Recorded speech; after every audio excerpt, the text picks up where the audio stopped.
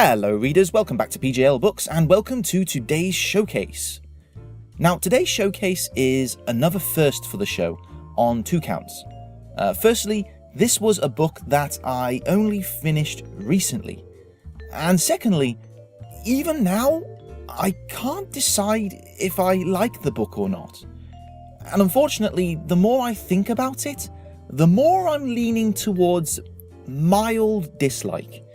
This book is Assassin's Apprentice by Robin Hobb. This is the story of Fitz? Boy? A name is never really settled upon. Well, Fitz is the illegitimate child of Chivalry, King in Waiting. The story starts with Fitz being handed over to the royal household at the age of about 6. And it's all about Fitz's formative years until the age of about 14, 15. His father's chivalry goes into self-imposed exile almost from the very beginning, so Fitz is nearly left to himself to find his place in this world of courts, political maneuverings, and the rumbling storm of an oncoming war. So the concept is exciting, sure, and I was actually pretty taken with Hobb's first-person style, told as if Fitz were now an adult and recalling his events from childhood. But there are a number of issues with the novel that hurt it for me. First, this book seems to exist purely for setup purposes. Just as Fitz's attention is drawn from one interest to the other, so it is for the reader as we experience this world of the Six Duchies purely through his eyes. There's a lot to take in here.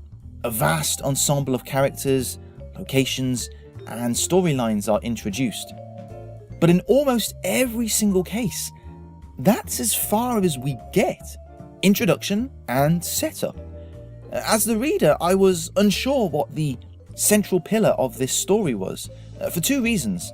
First, there are multiple plot strands put into play in Assassin's Apprentice, and none of them really stand out as being the story, the main backbone around which all the other subplots gravitate.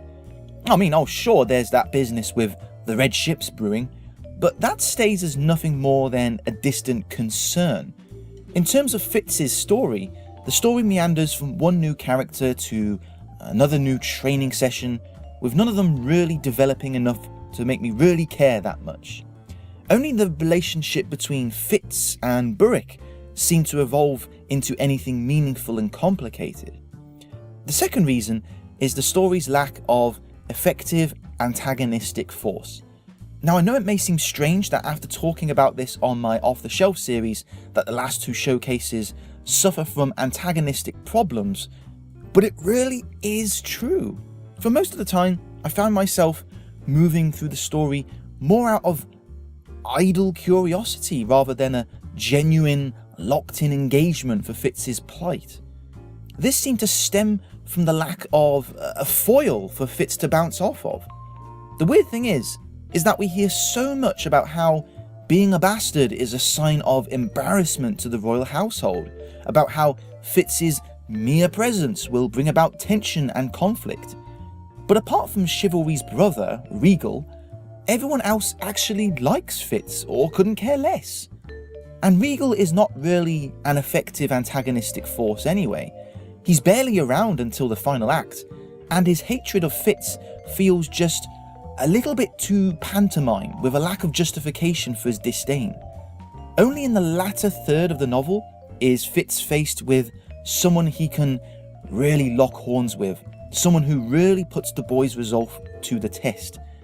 And these are the book's finest moments. Sadly, that section of the book is far too brief.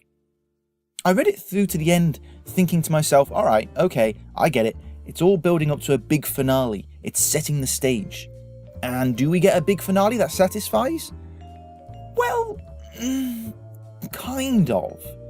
Sure, we get some action and dramatic tension after what up until now has been a fairly ponderous novel. But again, it's hampered by the need for setup. Rather than playing off the characters and story set up already, the narrative does something that I think is just a little bit unnecessary. It literally moves to a whole new area entirely, with whole new sets of characters and stakes and even a new culture. When you're reading about the finer workings of a foreign society with mere pages to go before the end, you know something's up. So all of that build-up had ultimately been set aside, the climax set around a subplot that had only really been introduced in the last quarter or so of the novel, so it lacks weight. Assassin's Apprentice isn't a terrible novel by any means. What it does well, and the characters are vividly drawn and the world is well realised. And I can fully appreciate the fact that Assassin's Apprentice is setting the stage for an altogether bigger story that will continue into the sequels, which would surely answer a lot of the questions that this book left hanging. I just wish that Assassin's Apprentice had done more to make me care enough to read on in the first place. And that's it for today's showcase. Thank you very much for listening, readers. A link to where you can find and purchase this book is in the description below, along with my websites and blogs, so please check them out. Thank you very much, and see you next time. Bye bye.